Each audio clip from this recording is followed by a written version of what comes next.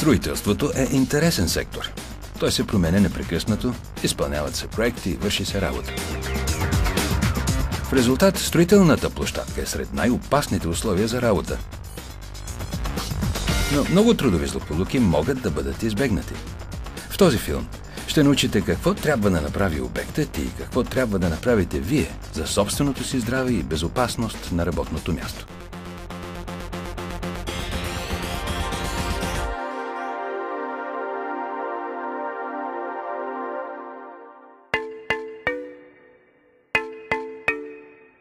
Когато дойдете за пръв път на обекта, това няма да е първият работен ден за всички.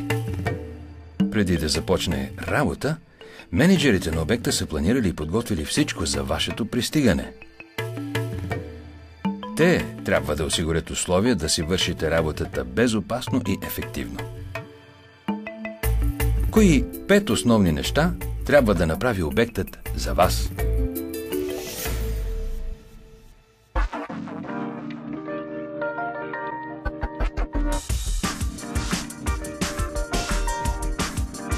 Когато пристигнете на обекта, трябва някой да ви посрещне. Ако не, тогава се обадете на някой от ръководството на обекта. Вие трябва да знаете кой ръководи обекта, а те трябва да знаят кой работи или посещава обекта им. Може да поискат да се разпишете или да се обадите на отговорно лице, когато пристигнете. Трябва също да уведомите няколко или да се разпишете, когато си отивате.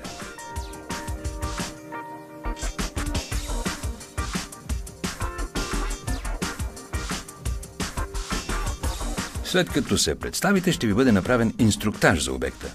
Законът изисква да ви бъде дадена основна информация, за да може да работите безопасно на обекта. Може да видите видеофилм или инструктаж с слайдове. Важно е да разбирате какво се казва на инструктажа. Ако има нещо, за което не сте сигурни, не се страхувайте да поискате повече информация. Ако не сте работили на обект от известно време, трябва да сте сигурни, че не сте забравили нещо. Попитайте някой от мениджмънта на обекта дали са ви нужни само указания или пълен инструктаж.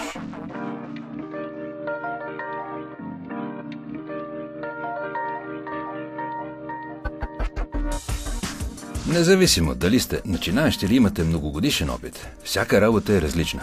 Ето защо е много важно инструктажът да е конкретен за този обект. Трябва да ви бъдат посочени конкретно възможните рискове и какви са правилата на обекта за техния контрол. Ще научите също кои са мениджърите на обекта и какви мерки се предвиждат при злополуки и инциденти. Ще разберете и как да постъпите в случай на пожар или ако искате да задействате алармата. Може да ви се струва елементарно, но е нужно на обекта да има добри условия за почивка. Трябва да можете да си починете на топло и сухо място.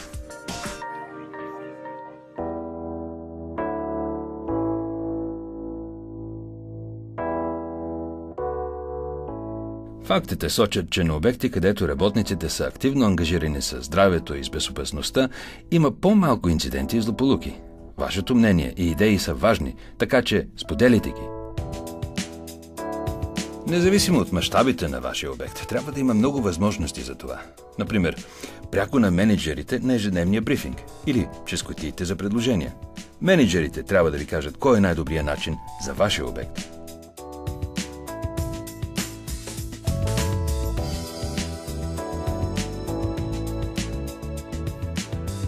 Строителните площадки постоянно се променят и непланираните дейности могат да бъдат основна причина за злополуки. Колкото по-актуална е вашата информация за това какво става на обекта, толкова по-добре ще разбирате рисковете. Най-добрите обекти постоянно информират работниците си какво става всеки ден. Има ли на вашия обект табло за опасностите? Актуализира ли се редовно? Ръководството на вашия обект трябва редовно да ви информира какво се случва. И така, да обобщим. Вашият обект трябва да е известен кога сте на обекта, да ви проведе инструктаж за обекта, да ви даде конкретна информация, да насърчава свободното общуване и да ви информира редовно. Обектът трябва да направи всичко възможно, за да гарантира безопасност. Ако не е, кажете им, работете с тях.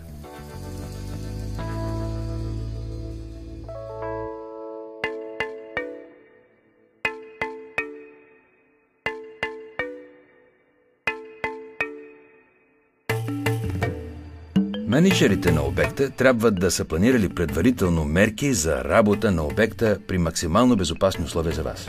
Но щом започне същинската работа, от всеки работник зависи да поеме отговорност за безопасно изпълнение на плана. Това означава да спазвате дадените ви указания, но също и да сте бдителни и да следите за непрекъснати промени на обекта. И така, какво ще очаква обектът от вас?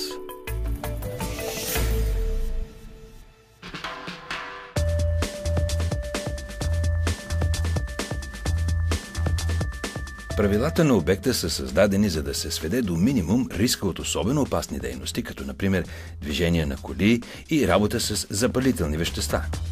Движещи се коли и машини на обекта са основна причина за злополуки. Така че често правилата са за това как да вървим в обекта, къде да паркираме и какво да направим, когато видим движеща се кола. Те са и за това къде можете да пушите и за да ви напомнят да прибирате оборудването, когато не се използва. Ако тази цел не ви е ясна, поискайте повече информация. С две думи, спазвайте правилата, за да сте в безопасност.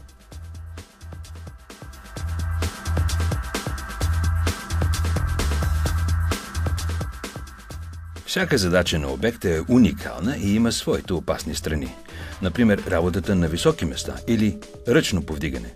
Ръководството на обекта ще изработи план за избягване или свеждане до минимум на опасностите, още преди да започнете работа. Планът може да се запише в оценката на риска, наречен Method Statement или Task Sheet. От тях ще разберете какво да правите, какви умения са ви нужни, какво облекло и какви инструменти да използвате и какви са опасностите. Вие също трябва да помогнете за процеса на планиране със своя опит и познания.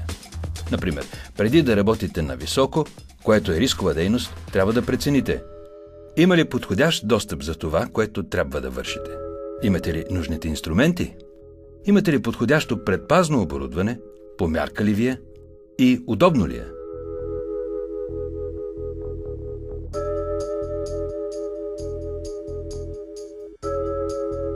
Когато вече започнете работа, трябва да прилагате вашето обучение, умения и здрав разум към задачите си по всяко време. Например, ако градите стена, ще трябва да местите тежести. Но това не означава да излагате здравето и тялото си на риск. Премествайте тежестите безопасно, според правилата. Ако не сте сигурни точно как, попитайте. Не по-малко важно е да съзнавате какви опасности грозят и хората около вас. Например, ако някой работи с вас и е без подходящо предпазно оборудване за дадената дейност, кажете му.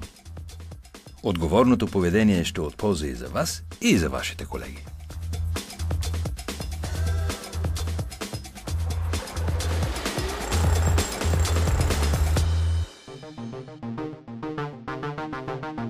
В нашата индустрия не е лесно да кажем не. Ние сме ориентирани към завършване на обекта. Ние можем. Значителен брой трудови злополуки обаче стават, когато хората вършат дейности, които не са им добре познати. Например, много работници са пострадали от това, че не разпознават азбеста. Ако мислите, че има и най-малка вероятност за наличие на азбест там, където работите, трябва да спрете и да потърсите съвет. Ако не сте правилно обучени, оборудвани и инструктирани, или ако ситуацията около вас се промени, резултатът може да е злополука. Доверете се на инстинкта си. Ако ви се струва, че ситуацията е извън вашия контрол или има риск, или ако ваш колега не работи безопасно, спрете веднага работа и уведомете мениджърите. Вие можете да предотвратите травма или да спасите живот. Вашият работодател трябва да ви подкрепя в тази насока. Вие имате право да кажете не и отговорност да не си затваряте очите.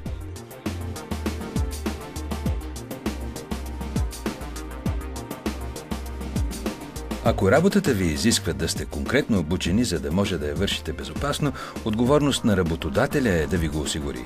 Но, за да можете да се възползвате максимално от възможностите на кариерата си, трябва непрекъснато да учите за новостите в машините, оборудването, правилата и обучението. Това не само ще ви даде по-голяма увереност, но и ще гарантира вашето здраве и безопасност.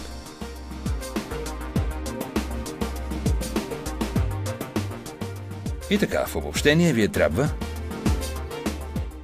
да спазвате правилата, да подготвяте всяка задача с оглед на безопасността, да изпълнявате всяка задача отговорно, да знаете кога да спрете и да не спирате да учите. Строителството е много повече от тухли и хоросан.